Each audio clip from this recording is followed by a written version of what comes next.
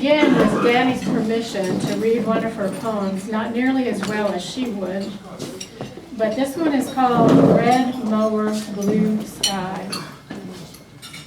From where you sit at the table playing hearts, you glance across the street at the man on the riding mower. You're unaware you're drinking in a profusion of hues and believe you're focused only on the game at hand or on the cool whirl of the ceiling fan. Outside, the world is thrown wide with mad summer. The mower red, the man riding it, his white cap, the bill pulled low. With each turn of the machine, his body leans out, then back. Years later, you will glance up from your book or your stitching, and even if it's winter, even if it's dark out or snowing, you might see the red mower still making its way across the lawn, the man in the cap leaning out, blue lacquered to the sky, summer green and bright, night waiting in the wings.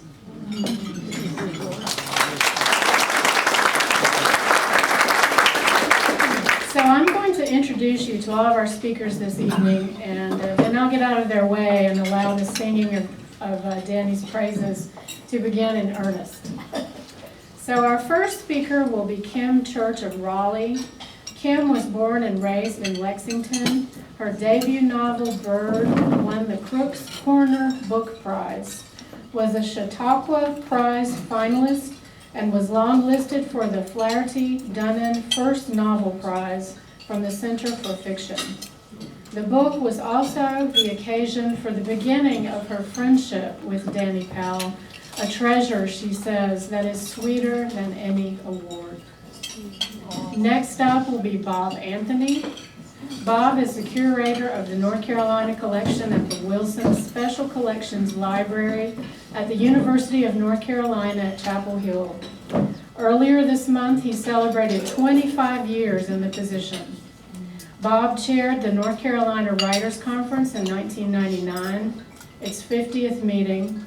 He has been a member of the Planning and Steering Committee of the North Carolina Literary Hall of Fame since 1996. He has also served as president of the North Carolina Literary and Historical Association and the Historical Society of North Carolina. Earlier this spring, he was one of 6 UNC Chapel Hill faculty and staff members to receive the C. Knox Massey Distinguished Service Award for 2019 in recognition of unusual, meritorious, or superior contributions. He is delighted to join in thanking and honoring Dannye tonight, although he's still miffed that the Charlotte Observer no longer publishes her Sunday book column. He realizes that she can't do anything about it. Then we'll hear from Angela Davis Gardner.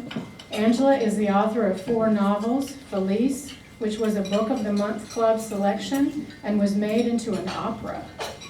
Forms of Shelter, which won the Sir Walter Raleigh Award and was a bestseller in France. Plum Wine, still a book club favorite.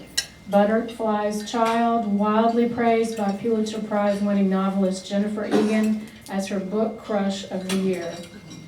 Fred Chappell wrote an essay on her novels, which appeared in the 2018 issue of North Carolina Literary Review. Angela has also published numerous stories, one of which was Story of the Week in Narrative Magazine, and various essays, including one on Randall Jarrell that was recently published in the American Scholar. She has taught fiction writing for many years, and a number of her students have become writers. In 2001, she was a judge for the National Book Award. She has been Dannye Romine Powell's devoted admirer for many years. And last, but by no means least, Joseph Bethanti. Joseph is a former Poet Laureate of North Carolina from 2012 to 2014 and recipient of the 2016 North Carolina Award in Literature. He is author of 10 books of poetry, including Restoring Sacred Art, winner of the 2010 Roanoke Chowane Prize, and Concertina, winner of the 2014 Roanoke Chowane Prize, and his most recent volume, The 13th Sunday After Pentecost, from LSU in 2016. He is the author of 4 books of fiction, including The Life of the World to Come from University of South Carolina Press, and 2 books of nonfiction. Joseph Bethanti is McFarland Family Distinguished Professor of Interdisciplinary Education and Writer-in-Residence at Appalachian State University's Watauga Residential College. He has adored Dannye since the day he barged into her office at the Charlotte Observer in 1976, and she took him under her elegant and generous wing. Thank you all for being here with Dannye and with all of us on this very special evening, honoring one of North Carolina's finest and most beloved writers. And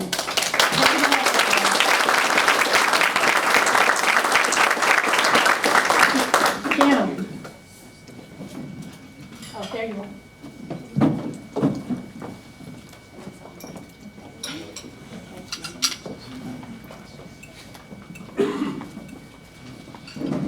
Thank you, Terry. Thank you, Barbara and June, for putting this on. Thank you all for being here in my hometown to celebrate one of my favorite people, Dannye, my friend, my champion, and my inspiration. Many of you, maybe most of you, have known her longer than I have. One of her old friends said to me, "Wonder why she didn't ask me to speak. I could tell some stories." I said, "Tell me one." She started and her face turned pink and she stopped herself. "I guess that's why," she said. This is my first year at the conference, and I am honored to be here, and I'm especially honored to be on this panel. I'm grateful to Dannye for inviting me. This is an example of her generosity and her capacity to connect people. Throughout her career, in her book reviews, interviews, columns, blogs, and her poems, and her friendships with writers, she has been lacing us together into a community. It is a rare and precious thing, this community. Writers from outside North Carolina, this probably happens to you as well, are always telling me how envious they are that we have such a supportive place to work. Maybe you've heard of the New York novelist who claims he wrote his most famous novel while locked in a room wearing earplugs, earmuffs, and a blindfold, a sort of homemade sensory deprivation tank. Excuse me. I doubt that could happen here. Somebody would show up with a casserole. Since I've known her, Dannye has made it a habit to check in on me. Her emails are the digital equivalent of casseroles. They make me feel looked after. At some time, in some way, directly or indirectly, she has looked after all of us. I can think of no one who has done more for writers in North Carolina. When Dannye first found out she was receiving this honor, she was a little mortified. She wrote to me, "I'm fearful that nobody will want to come, that I will be booed and hissed and run from the place in disgrace. I sound just like my mother, who wouldn't let her Sunday school class have a goodbye party for her when she and my father moved to Georgia for fear no one would come. I was outdone with her, and now I am her." Dannye, you had nothing to fear. Just look at all of us decked out in our Sunday clothes, a big, beautiful Dannye cornucopia. I first met Dannye when she called to interview me. In one of her poems, the narrator says, "I'm bolder than I thought." That describes Dannye as interviewer. Bold, direct, as penetrating as she is gracious. Maybe you've experienced her charm and manners and deadly aim. Here's what she asked about my book. "It's so full of longing," she said. "I have to know, where did the longing come from?" I had not been asked this question before. People ask where a story comes from. They don't ask, where does longing come from? Dannye helped me figure out something I hadn't tried to put words to. What a gift to be able to ask the right question. And what a gift to be asked the right question, and what a gift to know how to ask it. Dannye interviewed Eudora Welty in 1988. Even though Welty was living alone, she was struggling to find time and space to write. Her fame had all but eaten up her privacy. She tells Dannye about all the mail she gets from readers, stacks of it on every flat surface in every room. She's in despair over what to do. She says, "Sometimes I just feel like giving up the ghost." So Dannye tells her, "Imagine all your mail has been answered. Now, describe for me your ideal writing day." Eudora Welty lights up. "Oh boy," she says, "nobody's ever given me this chance before." She starts to conjure up all the details of her perfect day. Minute by minute, she gets so carried away, Dannye has to ask her, "Wouldn't you stop to eat lunch?" Eudora Welty was 79 years old then. I don't know if she ever got another good writing day, but thanks to Dannye, she got to imagine it. In her poetry, Dannye brings all her gifts to bear: her quirky curiosity, her humor and wit and fierce intelligence, her instinct for focusing on the right thing, asking the right question, her language, which is both spare and voluptuous, her uncanny sense of story. I have no business talking about poetry, but I'm going to anyway. The best poetry engages the mind and the heart, but it does more, I think. It reaches into places you didn't think words could go. It gets into you the way music does. I read Dannye's poetry the same way I used to listen to record albums. I open a collection and immerse myself. I forget to do whatever else I was supposed to be doing. I don't stop reading until the end. Then I get a snack. Then I start again. I dog-ear my favorites. I make notes and exclamation marks. I reread the dog-eared poems again and again. If Dannye's books were on vinyl, there would be deep grooves in these poems. Dannye doesn't fool around. Every word matters. Her titles are workhorses. I could read an entire book of her titles. Loss waits on the porch. Loss calls the cops. I stopped drinking in hopes Loss would stop too. Adam tries to explain to God that none of this is his fault. Let's say we haven't seen each other since 9th grade and we meet as adults at a welcome station in Southside, Virginia. 3 reasons to stop banging your head against the wall. My mother's dead and nobody calls me darling anymore. Getting ready for tonight, I reread poems I've dog-eared. They're like favorite songs. They seem written just for me. What I mean is, they take on subjects I don't often see addressed in poetry, unlikely subjects that speak to me, like first marriage. Dannye once wrote in her column, "First marriages are not a popular subject. It seems we are to pretend they didn't happen." In her poem on what would have been our 25th anniversary, the narrator lists all the things she painted during her first marriage: the buttercup yellow baby carriage in Hillsborough, the apricot refrigerator in Durham, mint green furniture in Raleigh. The poem ends, "The day you said you were leaving, I could hear paint peeling all over the state." In that peeling paint, so many lost hopes. Another unpopular subject, routine work, what Wallace Stegner called that best of all anodynes. In The Dream of the Chinese Laundry, the narrator recalls her job. Press and mend, 10 hours a day, 6 days a week, press and mend. I was so happy I hummed. I stood facing a plate glass window but rarely looked up. I stopped nagging my husband, stopped checking on my sons. Press and mend. I stopped trying to make up with everyone. Let me just say here for the sake of continuity, work saved me from my first marriage. A particularly close to home subject, the fear of embarrassing your mother. In my mother's lips, a mother's mouth twitches as she's introducing her daughter to a new couple at church, as in, "Don't you dare embarrass me." The daughter will remember those lips and carry that fear forever, even after her mother's death. I might write something in this line or the next, something, I never know what, that could still sink us both. A wrenching, deeply personal subject, alcoholism and how it infects a family, the fear and suffering that live side by side with ferocious, hope against hope love. Dannye has written many of these poems. My favorite is from A Necklace of Bees, Everybody is Afraid of Something. Maybe somebody else will read from it tonight. I cannot. I will fall apart. It's sheer brilliance, and it stings to the quick.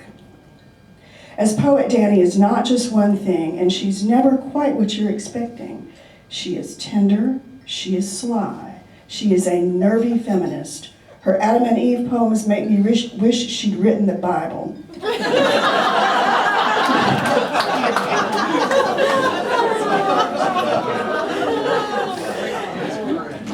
She is mercifully funny. In one of her starkest poems, I Hang Up the Phone After Hearing I Have Cancer, the narrator remembers the winter when she was 6 and convinced her cousins they would be allowed at their grandmother's funeral only if they wore their coats backward.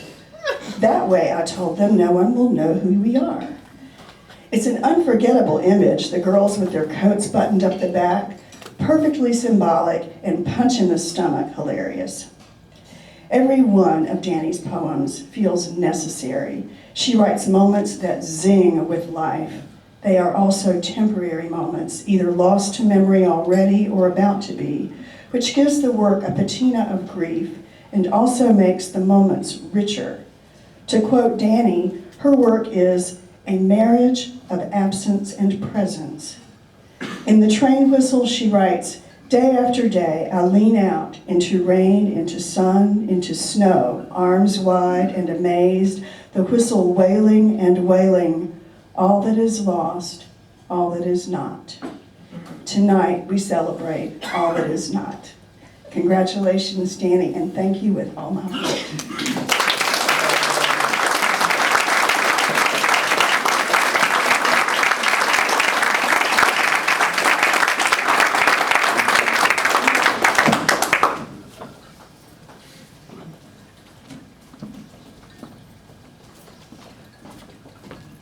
Thank you.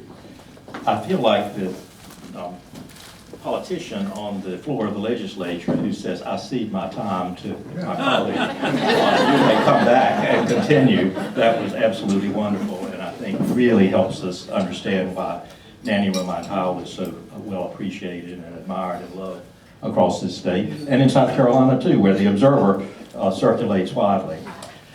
In honoring Dannye Romine Powell this evening, the North Carolina Writers Conference for 2019 is celebrating an individual who has been a major contributor to the North Carolina literary community in multiple ways over a long and very distinguished career. Award-winning poet, longtime book page editor and book reviewer, and local front page news columnist for the Observer, Dannye has been read and appreciated and admired by thousands, truly thousands of individuals during the past 40 years. The career summary on the front page of the printed program for this year's conference reminds you of some of the accomplishments and awards that she's received. She has, for example, twice received the Brockman Campbell Award from the North Carolina Poetry Society for the best book by a Tar Heel poet published during the year. Her poetry has appeared in a number of leading literary journals, including the Paris Review, Poetry, Field, Plowshares, The New Republic, Georgia Review, Gettysburg Review, Bellevue Literary Review, and Iodine Poetry. Dannye is clearly one of our most respected poets. But now I know better than when the Poet Laureate is coming up in a few minutes to talk about poetry and also having hymns, so I'm going to leave that alone. I'm going to focus more on some of the other aspects of Dannye's career. For more than 40 years, as I said, Dannye has been a trusted literary guide and teacher for thousands, truly thousands of readers of the Charlotte Observer, and also the readers of the other newspapers that would pick up her columns and her interviews and share with their readers. Her articles, her interviews, her book reviews, her columns have helped us better understand and appreciate the world of literature and the writers who create it. For 17 years, from 1975 to 1992, she served as the Observer's book page editor and book reviewer, and often, I think many people in this room, you invited to contribute reviews. Then for 20 years, she was a local front page news columnist, then in 2013 returned to the book page. Throughout those 40 years, whether on the book page or the front page, she has provided readers insightful and thoughtful features about interviews with and analyses of the literature and writers, the community leaders and personalities of Charlotte, our state, our region, our nation. Dannye may hold the record, and I'll dare any of you to contradict me and convince me that you're right, but she may hold the record for having conversed about literary matters longer, regularly, and with more readers than any other person in the 268 years of newspaper publishing in the Old North State. Since I'm among friends this year, I'm going to begin with a confession, one that this somewhat old school librarian is a bit hesitant to admit publicly. When asked to speak about Dannye, I thought, okay, let me first get a good definition of a book reviewer, because I associate her with book reviews so much. So now don't repeat this, but I Googled the term. And I found a description that I'd like to share with you. It's a bit long, so please bear with me. Here is one novelist's word picture, if you will, of a book reviewer. It goes, I try not to hate anybody. Hate is a four-letter word like the bumper sticker says, but I hate book reviewers. Book reviewers are the most despicable, loathsome order of swine that ever rooted about the earth. They are sniveling, revolting creatures who feed their own appetites for bile by gnawing apart other people's work. They are human garbage. They all deserve to be struck down by awful diseases described in the most obscure medical journals. Book reviewers live in tiny studios that stink of mothballs and rotting paper. Their breath reeks of stale coffee. From time to time, they put on too tight. It has a switch. Probably hits a switch. There must be a book review.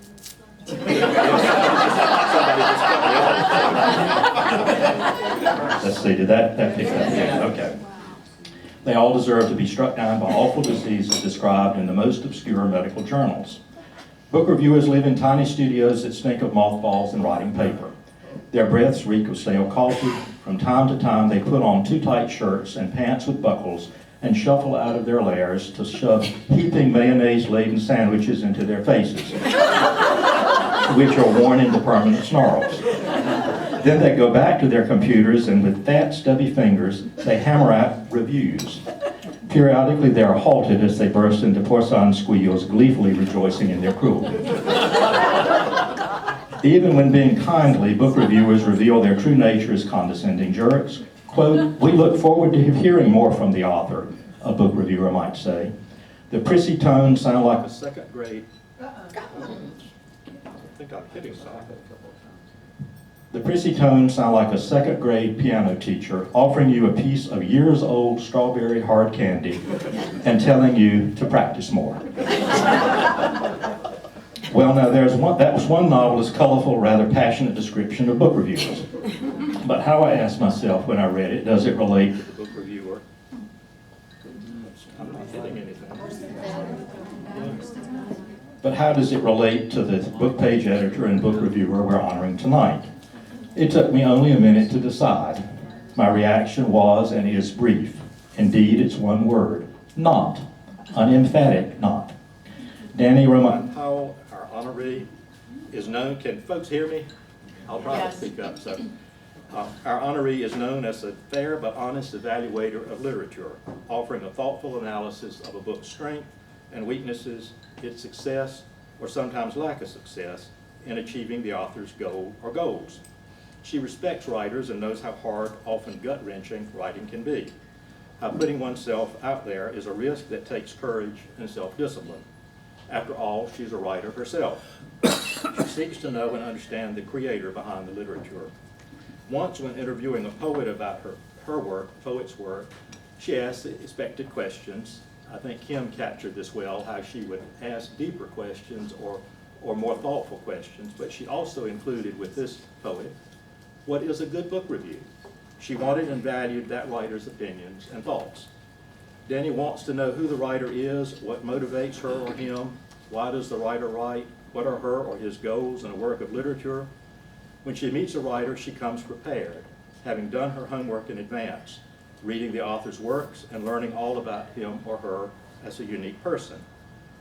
In 1980, for example, prior to driving from Charlotte to Highlands to interview the vacationing novelist Walker Percy, Dannye telephoned him, seeking directions to where she was to meet him.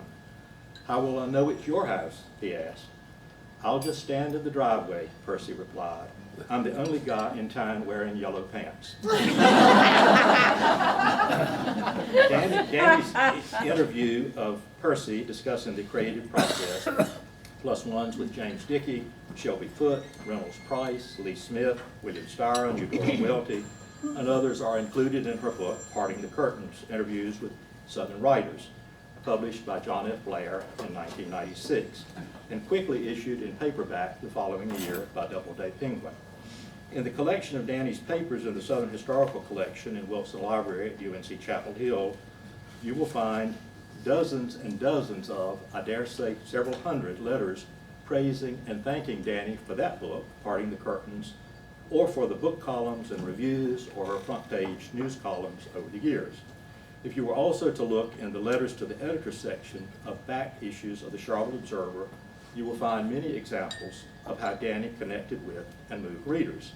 One example, a reader once wrote the editorial page editor, quote, "You have only a few writers like Dannye Romine Powell, Bob Inman, and Ken Garfield who consistently write from their hearts, not just their heads, to common people.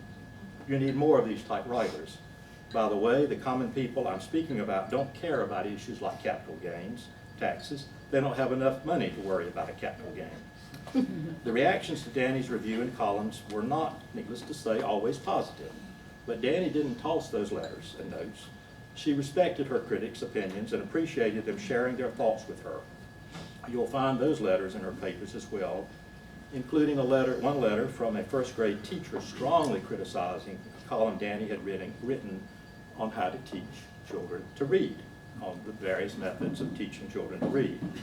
A second letter followed from that same teacher a few days later, thanking Dannye for the voice message left on the teacher's home telephone answering machine, and for the offer to meet and talk. Other readers also clearly felt comfortable in volunteering their criticism to Dannye. In 1997, wrote, quote, "Dannye, I suppose when you allow your picture to be published, you invite public ridicule. I can't help but comment, your latest makes you look like a romance novelist." A pretty romance novelist. Fortunately, your writing remains excellent. No, unlike the generic book a reviewer described in the passage by the novelist that I shared with you earlier, Dannye doesn't secret herself away in a tiny studio that stinks of mothballs and writing paper, remote and inaccessible. She personally connects with and interacts and responds to her readers. She and her husband Lou definitely don't live in a tiny studio apartment. They live in a yellow clapboard house built in 1941 by the Observer's then food writer and sports editor. Their house, surrounded by a distinctive garden, is in Charlotte's Dilworth neighborhood. When asked for directions to it, a friend a few years ago was asked for directions, told the would-be visitor, "Oh, just drive around Dilworth until you see a house that looks like it would be Dannye's." If you do visit, you'll admire her garden. But one word of advice, don't ask the source of her plants. Or to be more specifically, definitely don't ask about her daffodils. Dannye, as we've established, is honest and open. She'll likely feel compelled to confess that a few years ago she was apprehended, along with her 3-year-old granddaughter, digging up a few daffodil bulbs in what had been her own grandmother's yard in Social Circle, Georgia. Now, we learned earlier from David Radovich that Dannye has written for True Confessions. I didn't realize that, but I'm curious. What's out there. But do say yes if she invites you to sit and chat in her garden. Until a few months ago, at least, you would likely have been offered your choice among 6 hot pink chairs or bench, arrayed in a conversation-inviting fashion. I understand that the chairs were a seasonal installation and that only a couple remain for utilitarian purposes. Maybe you'll be offered one of them. If you do, take it and sit and talk with Dannye for a while. It will be time well spent.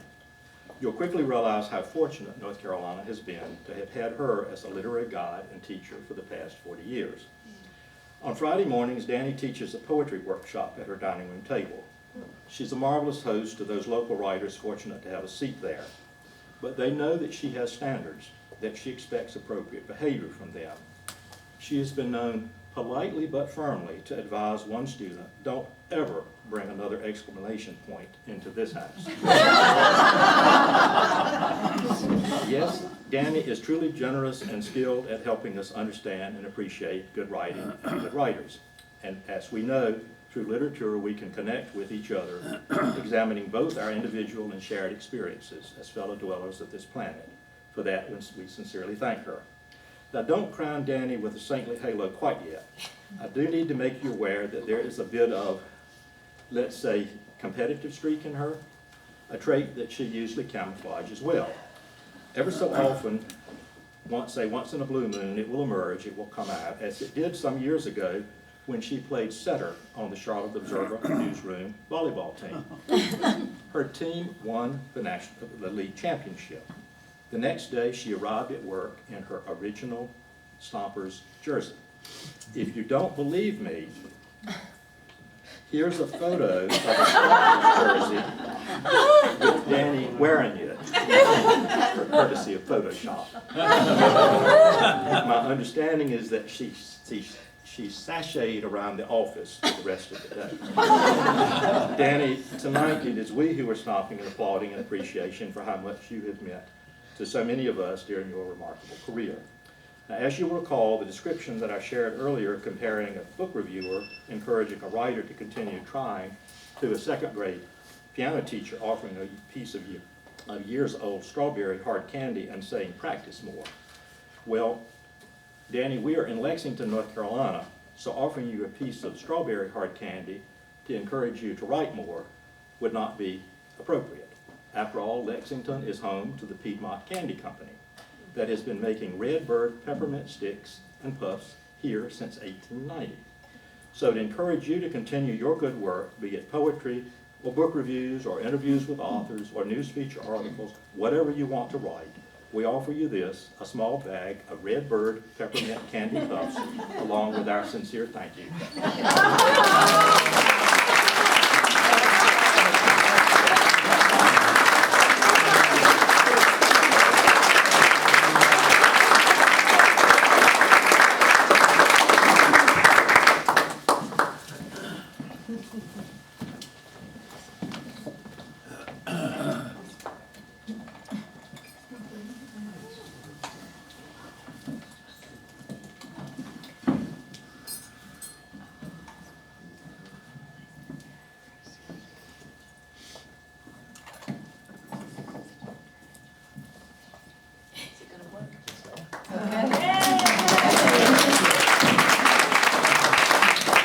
Hello. I'm delighted to be here tonight to help celebrate my friend and fellow writer whom I have Does the mic admired. work? Does the mic work? It doesn't work? It Okay, does. I'll just say, I have admired and loved Dannye for years, decades. I'd like to start by mentioning a few things you might not know. Dannye began her career by instinct rather than design. An English major in college, she took only one writing course, which was in the essay for which she received praise that was very important to her. A few years later in Durham, she signed up for a short story course taught by Phillips Russell, and she took a correspondence creative writing class at UNC with Jesse Schell. Someone recommended Dannye for a job at the Durham Sun. She had no experience in journalism, but she took the job, she said, because she liked to write stories. Not long after, life took her to Charlotte, where she was hired as the book review editor of the Charlotte Observer on the basis of the strength of a poem that was published in the Paris Review. And you can find that beautiful poem, which is titled In the Periodical Room, in her first volume, At Every Wedding, at Someone Stays Home. Dannye's poetic sensibility informs her book reviews. I'd like to read a couple of examples. And this is very self-centered of me, this first example I'm going to start with. Shortly after my first novel, Felice, was published in 1982, someone called to tell me it had been reviewed in the Charlotte Observer. I sped over to the newsstand. We still had newsstands in those days. Snapped up the paper and opened it to the book page. I swooned to read this opening line that Dannye had written about Felice. Surely a spinning wheel and not a typewriter turned out this shimmering story. The rest of the piece was very flattering too, but it's that first line with its stunning metaphor that has stayed with me. I think of it whenever I want to feel better. Metaphor, finding similarity in dissimilar things, is the poet's gift, the one thing that cannot be learned from others, Aristotle said. It's a mark of genius. I notice in perusing some of Dannye's other book reviews that many of them are fueled by metaphor. She calls Ann Tyler a master at creating worlds in which words are as lethal as bullets. In a review of Lucy Daniels' book about a near death from anorexia when she was young, Dannye begins this way. In the black and white photograph on her living room end table, Lucy Daniels looks like a needle among 3 plump pin cushions. The pin cushions are her family members, and the needle is skeletal Lucy at only 80 pounds. One I didn't put in my talk, but I can't get out of my mind, is probably the only ungenerous review of Dannye's I ever read about the bridges of Madison County. And she says, how did this book ever become how did it ever become a bestseller? And she says, I'll explain it this way. You know, when you go to the dentist with a mild ache in your mouth and you can't say where it is, and the dentist pokes around among your teeth and finally says, you say, oh, there it is. And she said, that's what Bridges does.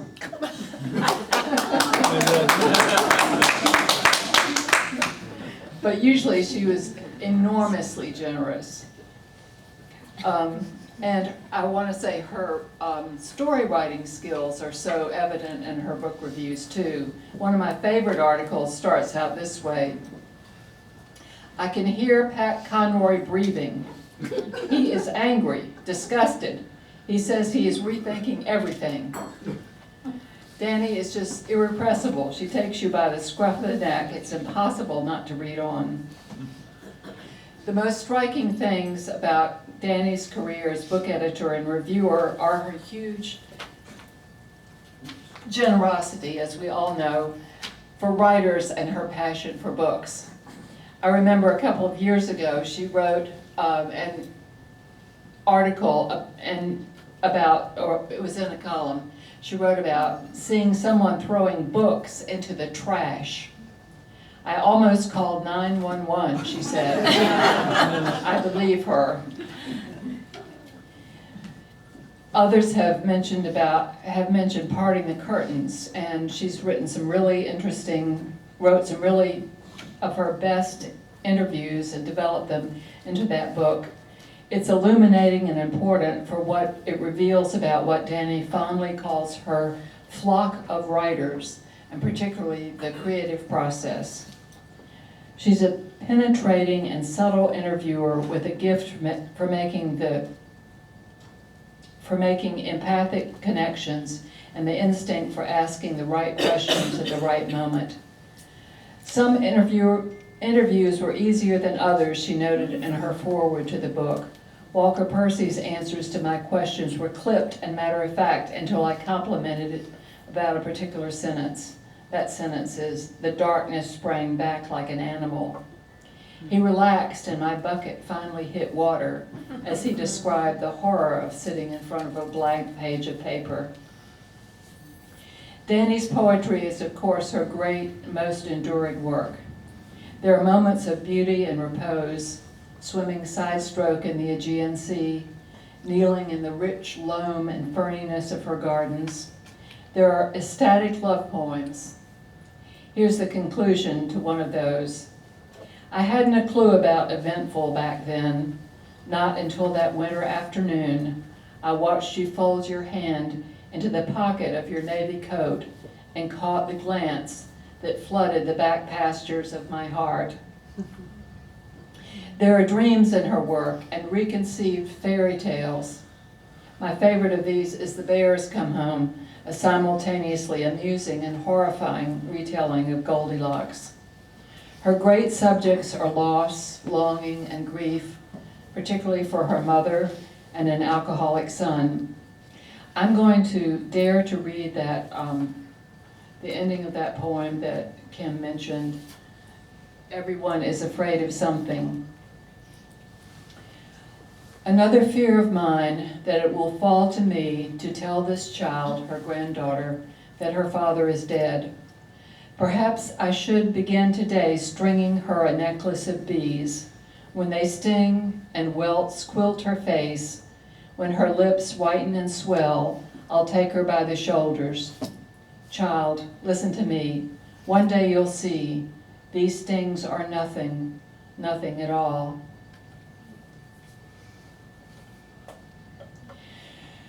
Dannye's dark poems are fearless, distilled, and thrillingly honest, passion hammered into art. I find them very comforting because life is hard, and to come upon a precise, airtight, breathtaking description of pain that rings true helps ease pain. And there's the music of the poems, the leaps of genius at the close of some of them, as in the ending of Sisters, which is a poem about jealousy, focusing on the envy of the other's glorious hair. The final words are, the thing you cannot name, a tight, dark plait at your neck. There are many poems about her mother. Here's an unforgettable one that stays with me. Briefly, I was asleep on the sofa. Quick nap, hand curled under my chin, my mother curled in me. Explain, you say. It's as if she came swimming up my limbs, so that briefly I felt as I did as a girl, helping her in the kitchen. When I would stir the sauce, my bent elbow seemed to become her bent elbow, my hand fastened to the circling spoon, her hand, so that she inhabited me, knuckle and wrist, length and bend, a presence more emphatic than my own. Dannye's collections of poems are to be kept close by, hoarded, read again and again. I'm a humble fiction writer, but I live by poetry. My first life raft was Yeats, then Elizabeth Bishop, then others. Now Dannye's 4 collections are on the bookcase by my bed, and I read them again and again. Her poems always spring up fresh, no matter how well I think I know them. I'd like to say something in closing about Dannye as a person, but it's impossible to sum her up. She's as beautiful as her poetry, only more so. She's kind, warm, funny as hell, a fervent gardener, wonderful hostess, a dear friend to many, including her Monday night poetry group and her husband, the inimitable Lou Powell. Thank you, Dannye, from all of us, readers and writers, for your support, generosity, dedication to literature as we celebrate all your talents, including your brilliant poetry, your bountiful gifts to North Carolina. That's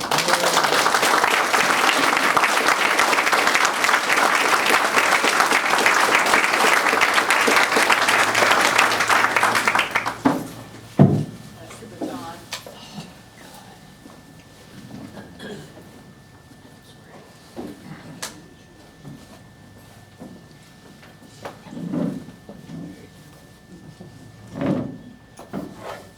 43 years ago, in 1976, newly arrived in Charlotte from my hometown in Pittsburgh, 23 years old, brand new Vista volunteer with the North Carolina prison system, I barged into the newsroom of the Charlotte Observer on Tryon Street downtown and presented myself to Dannye Romine, the then book editor for the Observer. I can't remember if I had called ahead or sent a note. I'm pretty sure I hadn't. And now looking back, I wonder what in the world I've been thinking. I do know that my aim was to offer my services as a book reviewer, something I had zero experience doing. Though having recently navigated graduate school in English literature about 1 month before, I had written a lot of papers on books. My ultimate goal was to see my name in print and score a few books or two in the bargain. Every Sunday I read the Charlotte Observer book page devotedly, so I knew who Dannye was based on her byline and photograph. I was also burning red hot with the desire to be a writer, whatever in the world that could have been. As I scanned that massive newsroom, from each desk, desk after desk, clattered and buzzed 600-pound electric typewriters, telephones bleated, reporters chattered into headsets as they rat-a-tat-tatted out that day's breaking news. High stakes and high romance. Something crucial was at play. What might I have said to Dannye that hot summer day? I must have sheepishly confided my desires. What I do remember is that she didn't laugh and she didn't send me packing or school me in proper etiquette as other book editors in major U.S. newspapers might have. She didn't ask for a CV or any kind of credentials. She merely flashed a beautiful smile and welcomed me. She was decidedly bemused, but ever so warm, so friendly. And I like to think that my extra apparent lack of knowing what the heck I was doing instantly endeared her to me. She told me to sit, continue to smile, and ask me all about myself. Not only that, she also trotted me around the newsroom and introduced me to those old school Hall of Famers who regally occupied those thrumming Charlotte Observer desks back in 1976. Apart from Dannye, there were Case Gary, Doug Marlette, Harriet Dorr, Doc Jackson, Lou Powell, whom Dannye would marry a few years later, Fry Gaillard, Polly Paddock, Richard Michelle, who I believe really wore a visor, a number of whom would go on to become, like Dannye and Lou, lifelong friends of Joan's and mine. They were all poets and novelists and essayists as well. They were, by God, for real writers. And Dannye not only loyally and lovingly championed them, but also towered among them. Dannye's elegance and limitless generosity characterizes the literary community of North Carolina, of which she is an esteemed member, both now and back in 1976 when I first showed up in the newsroom. And she told me, without hesitation, that I could certainly review books for her, and then escorted me into an adjacent back room overflowing with volumes and volumes, and instructed me to grab anything that caught my eye. Please, never underestimate that kind of selfless kindness that Dannye exemplifies in spades in what it means to young people dreaming of a foothold as a writer, clawing for any kind of smiling encouragement and validation from the likes of writers as charitable, socially engaged, humble, and quietly yet blindingly luminous as Dannye Romine Powell. For the next many years, until I moved from Charlotte in 1985, I reviewed books for The Observer. Every time I left the newsroom, Dannye sent me home with a grocery box of books. It was heaven. And one of those boxes was Jim Harrison's early novel, Farmer, and his breathtaking volume of novellas, Legends of the Fall, and his selected new poems, which launched me into a pathological exploration of Harrison and his work that endures today. It also allows me to boast that I knew about him when he was still broke, way before fame caught up to him. Those books, those brilliant gifts, Dannye urged me to haul off still encircle me on my own office shelves and whisper Dannye's name whenever my glance falls upon them, which is to say, in truth, I think of her constantly. And I should confess that I fainted when just 2 months after I met Dannye, I saw my own byline in the big, fat Sunday Observer attached to the lead review of Mary Welsh Hemingway's remembrance of her legendary husband, How It Was. When I regained consciousness, I clipped and posted the review to my parents back in Pittsburgh. Dannye Romine Powell is a poet and a journalist whose career at the Charlotte Observer spanned well over 40 years, though her column and then her blog was tragically discontinued in the spring of 2017. She served for many years as book editor, during which time she interviewed, and some of you have heard this, but it doesn't hurt to say again because these are legendary Southern writers. James Dickey, Eudora Welty, Walker Percy, Shelby Foote, William Styron, Reynolds Price, Lee Smith. Dannye's collected interviews appear in her extraordinary book, Parting the Curtains, Interviews with Southern Writers. She is a recipient of poetry fellowships from the National Endowment for the Arts and the North Carolina Arts Council. Her first poetry collection, At Every Wedding Someone Stays Home, won Miller Williams' First Book Award from the University of Arkansas Press. Her next two collections, The Ecstasy of Regret and A Necklace of Bees, were also published by Arkansas. Her fourth and dazzling psalm-like collection, Nobody Calls Me Darling Anymore, came out in 2015 from Press 53. I read Nobody Calls Me Darling Anymore straight through, and then carried it around with me for weeks and continued to pore over it, this poem and that, back and forth. It's lovely inside and out. Lovely in the sense that it's wrenching, impalpable, all the longing and danger, the blistering, glorious candor, the ineffable love, the immaculate lines, the imagery and pristine diction, the searing, Lord God, cosmic truth of it. It put me in mind of all who had departed.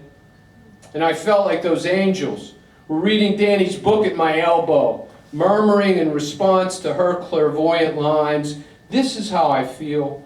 Can you come back? But you're better, perfected where you are now. How I miss you, how we fail." Dannye Romine Powell has remained low these 40-plus years on the job.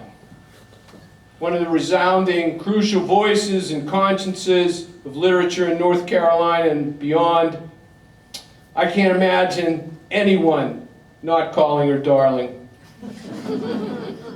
And I swear, standing obediently at her desk back in 1976, a yearning, unwashed Yankee boy that she, thank God, took pity on, I never dreamed I'd have the opportunity, which I've taken on more than one occasion, to call her darling. And I'm proud to stand before you tonight and vow that she will always and forever be my darling.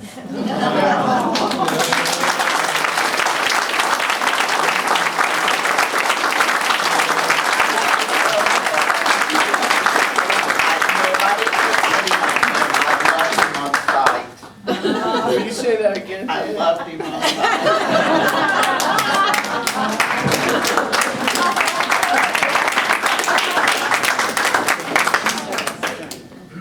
Do you want to say anything, Dannye? Yeah.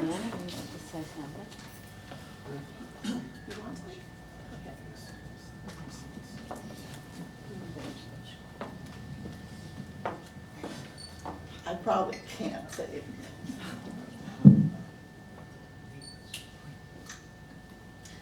I'll just say, you all have made this short person feel very, very tall. Thank you.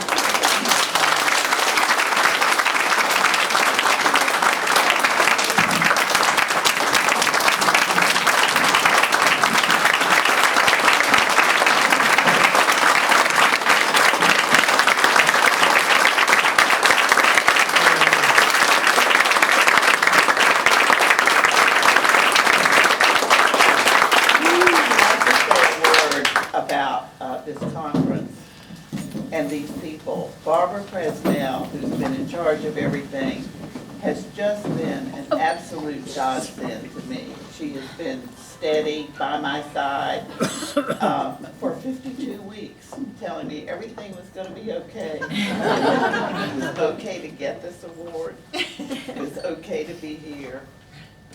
And June Gorelnick has been fabulous in her membership, getting everybody to sign up and reserve their rooms. And Terry has been fabulous. And you speakers, you cannot imagine what you've done. You've permanently done something to me. Thank you. And I want to thank my family for being here. My son Hugh, his girlfriend Janet, my son Patrick, and my good friends Kathy Kirkpatrick and Susan Ludwigson. Thank you all so much. Thank you.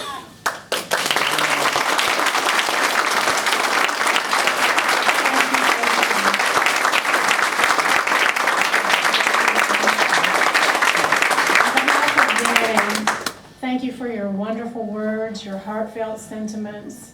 It was just beautiful. Everything that all of you said was just perfect. I'm almost in tears, and I've only met Dannye a couple of times, and I'm just almost as overcome as you are. But I did want to say that, and I wanted to tell you too, that the flowers on everyone's table were from Susan Lauder-Meyer's garden. So Susan has been with us tonight in the spirit. So, and I want to make another announcement for 2020. Our honoree is going to be Pat Revere-Seal.